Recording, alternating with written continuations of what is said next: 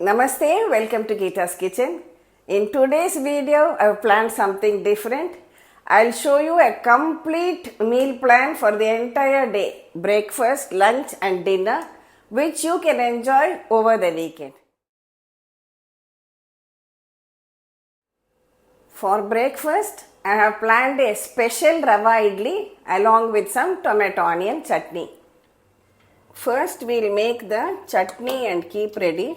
So, I am just heating a teaspoon of oil. I have taken 3 of the spicy red chilies and 2 of these Bedige or Kashmiri red chilies for the color. Next, 1 large onion roughly chopped. Saute the onions till they are transparent. Next, I have here 3 medium sized tomatoes, ripe tomatoes. We'll add that also. Saute them also together. I'm adding some salt. Cook till the tomatoes are soft and mushy like this. Now we can switch it off and allow it to cool. When cool, we'll grind it into a chutney. Now we'll make the special Rava idli. Why special? It is not the regular instant Rava idli, but here I have taken half cup of Urad dal, half teaspoon of methi seeds, soaked it in water for 3 hours. Then I took 1 cup of Bombay Rava, that is our Upma Rava, and added it to this batter, soaked that also for about 10 minutes, squeezed it out, added it to this batter of Urad dal and methi seeds, and left it to ferment overnight. Now in the morning, let's have a look at our batter. It has risen very well. See this? It has fermented well too. Here I kept some water in my steamer. Now we'll give the batter a good mix. I added salt before fermenting itself. I forgot to mention that. Now we'll pour out this in the idli mold.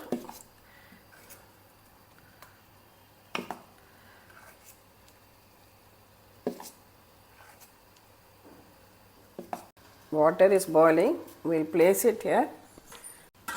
I'll steam it over a medium flame for 8 to 10 minutes.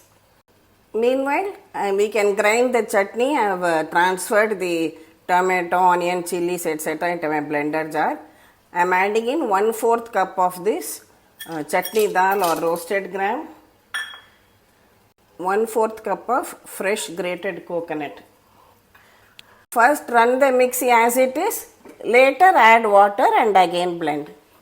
I initially ground the chutney without adding any water, so the tomatoes and onion are sufficient to grind it. Now I am adding a cup of water to bring it to the correct consistency. So our chutney is ground and ready. I like a slightly flowing consistency like this. See the consistency, you can keep it like this, but I like to make it a little more flowing. I am adding some water to my blender jar, about half a cup. Now add this. For idli, this tomato onion chutney will be a great combo. We'll do the tempering for this now. Heat a spoon of oil. I have added some mustard seeds, half a teaspoon of urad dal, 1 dry red chili and a pinch of hing.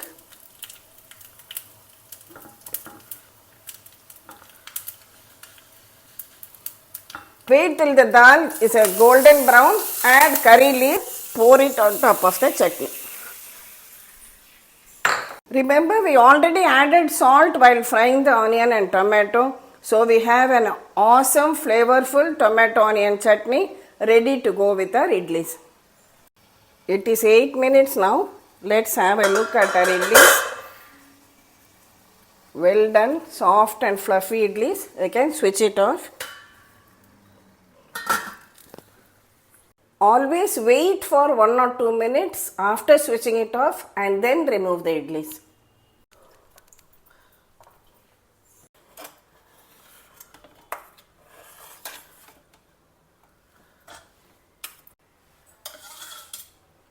Your lovely, soft, spongy idlis are now ready. This is some homemade idli mulaga podi also I am serving. Many of you have asked me about this idli rava which I do use for my regular rice idlis. Those living in North India, those living abroad sometimes do not get access to idli rava. Idli rava is nothing but idli rice broken down into rava or semolina consistency. In that case, you can even make an equally soft spongy idli using this Upma rava, Sooji or semolina, which is available all over, across the world, and in North India too, this is easily available. Next time try out your idlis like this. Next for lunch, I have planned everyone's favorite potato fry and a Pushnikai Sambar. Pushnika is ash gourd or white pumpkin. This way of making sambar makes it very flavorful. For the sambar, first we will make a masala. I am heating a tablespoon of oil. Add 1 heaped tablespoon of dhania or coriander seeds, 2 teaspoons of chana dal, 2 teaspoons of urad dal, half a teaspoon of black pepper, half teaspoon of jeera, 4 dry red chilies and 2 of these bedige red chilies. First we will fry all the spices well till the dals also change to a golden brown color. In this we are not using any ready-made or homemade sambar powder. This is the freshly ground masala which we will be adding to our sambar. Meanwhile, I kept rice in the pressure cooker. Here I am adding a few pieces of dry coconut or copra. If you don't have that, you can use fresh coconut also, but this adds a special flavor. And also I am adding a small piece of cinnamon.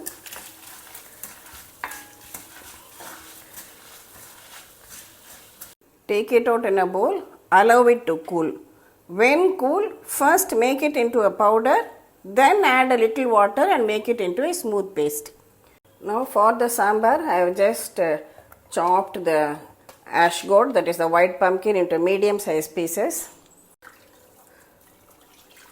I am adding a cup of water and first we will allow this to cook. Add salt and add some turmeric powder also. I have already soaked a small lemon sized piece of tamarind in water. Now we will squeeze it out and extract the juice.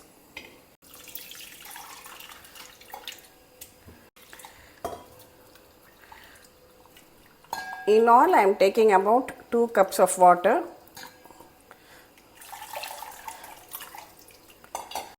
I have also pressure cooked 1/4 cup of tur dal along with 1 tablespoon of moong dal, mashed it well and kept it ready for the sambar. See, first I blended everything into a powder. Now I will add about 1/4 cup of water and make it into a paste. Our absolutely aromatic, freshly ground masala for the sambar is ready. Now the vegetable has cooked well. We will add in this tamarind extract to it and allow it to boil for about 5 minutes. I am also adding a few curry leaves to this. Sambar has been boiling well. The raw smell from the tamarind has gone away. Now I am adding this cooked dal to it.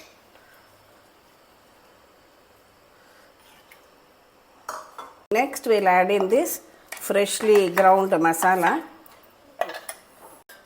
I am adding a little water to remove all the masala. Pour everything into the sambar. Give it all a good mix. Let it all come together to a boil once again, and when it thickens a little more and reaches the correct consistency, we only have to do the tempering. Heat a teaspoon of oil, add some mustard seeds, 1/4 teaspoon of methi seeds, 1 dry red chili, a little bit of hing,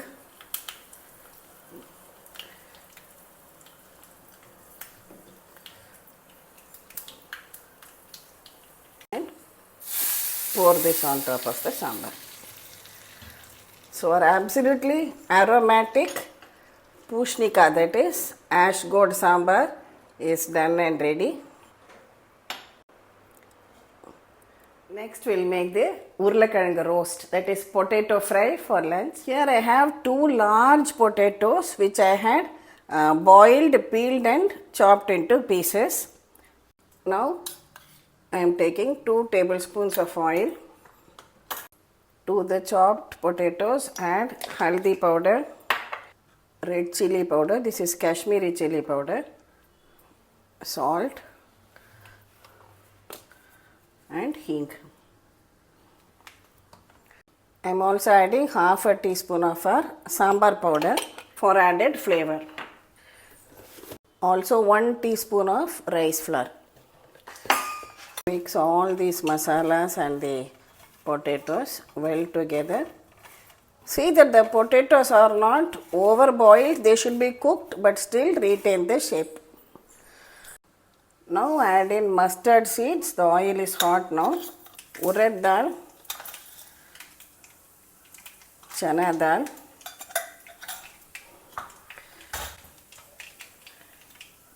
and 1 sprig of fresh curry leaves.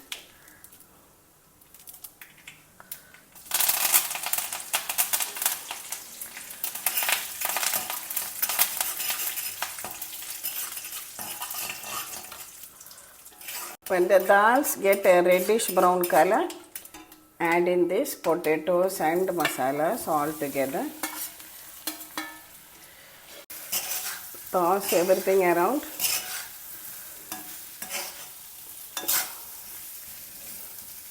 Using a cast iron pan is ideal for making a potato roast.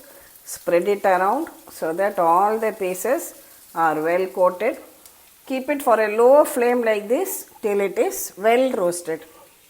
Let's check our rice also. I just cooked it for 1 whistle because it is direct cooking. See, our regular single polished rice is also cooked well. See, our potatoes have got a lovely reddish outer layer, crispy and well roasted. I'll switch it off now. We are ready to serve out our lunch now. Steaming hot rice, potato fry, pushnika, that is ash gourd sambar, curd and pickle with some ghee on top. Of course, you can have your own add-ons, you can add a salad, you can add a papad, whatever you want. But this is the basic lunch recipe which I have shown for today. Now for dinner I have planned rotis and Paneer Bhurji. For the Paneer Bhurji, we'll need some finely chopped tomatoes. I have 1 capsicum here, some green chilies and also finely chopped onions too. And of course paneer, which we will grate and add in the end. So first I will just finely chop the tomatoes and keep ready.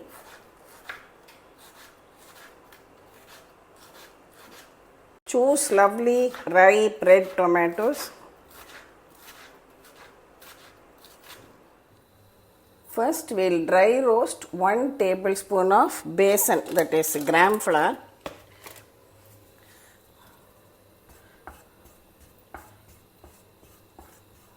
Dry roast it over a low flame for a few minutes. You should get a good aroma, but the besan should not get burnt. Now I'll remove it and keep it aside.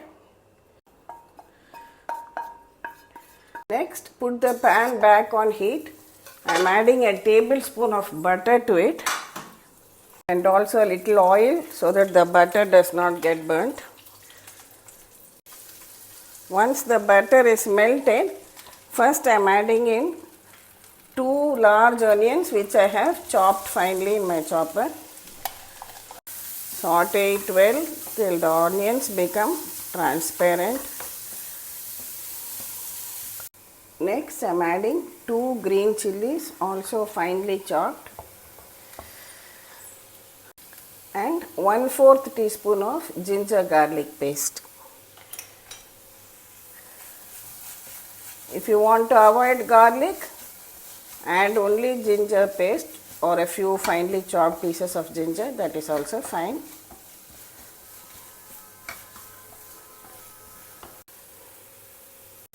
Next, add in these finely chopped tomatoes. I have taken 3 large tomatoes, chopped them finely.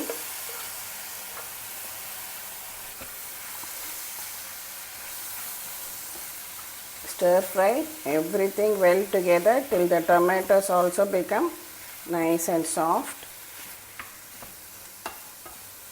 See, when the tomatoes also become soft, finally I am adding this chopped capsicum. We like to retain a little bit of crunch from the capsicum. Capsicum need not become very soft. It should cook but retain a little bit of the crunch.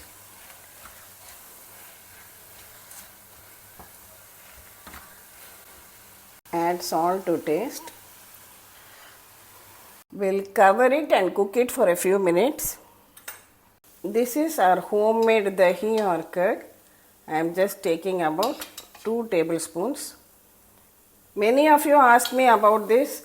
Very simple. I use only toned milk, not even full fat milk.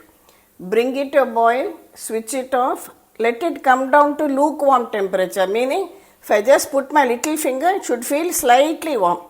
At that stage, I add a tablespoon of dahi, curd to it, to the milk and mix it well, cover it, keep it overnight. That's all.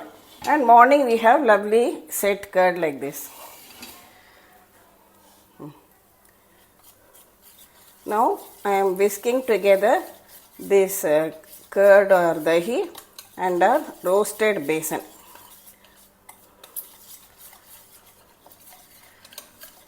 After a minute or two, just we will remove the lid. See, everything has cooked well, the tomatoes are soft and the capsicum also has retained the crunch. Now I am going to add in all the masalas one by one to it. Haldi powder, Kashmiri chili powder. Remember, we have already added green chilies. And this is our kitchen king masala. Whichever masala or garam masala if you have, you can add that too. And half a teaspoon of dhania powder. I am just adding a little bit of water so that the masalas don't get burnt. And mix everything well together once again.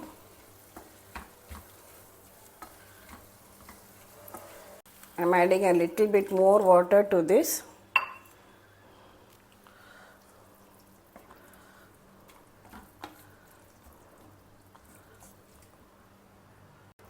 I have added totally 1 full cup of water and we'll just wait for it all to come to a boil. I covered it and allowed it to boil for, it has been boiling for 3 to 4 minutes now. It is boiling well.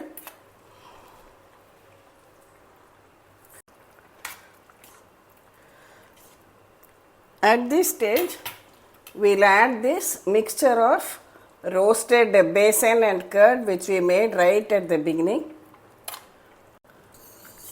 and mix it all well together.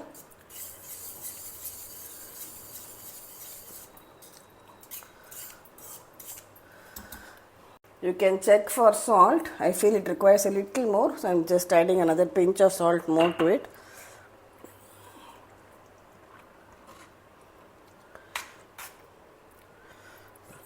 See, it is boiling well now. It is thickening also. See, it has thickened to the perfect consistency. I like to leave it like this because it will thicken more on cooling. So, and now we have to add the main ingredient. I have switched off the stove. Here I have taken 100 grams of paneer. This is Paneer Bhurji. So, add grated paneer to it.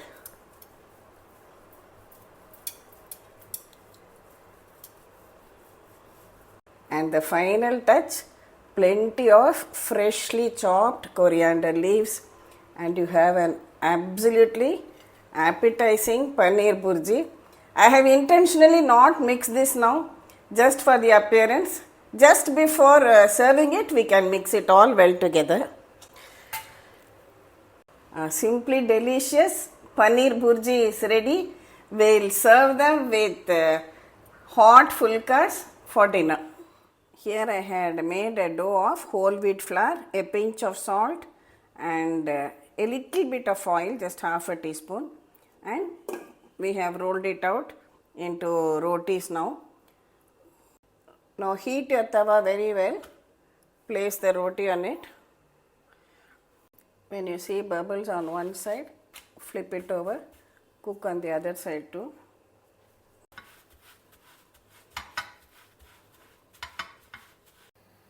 Now just place it over an open flame like this.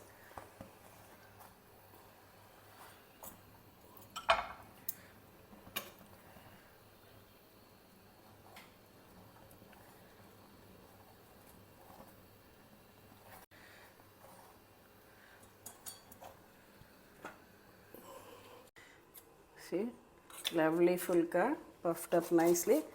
Just adding a drop of ghee on top.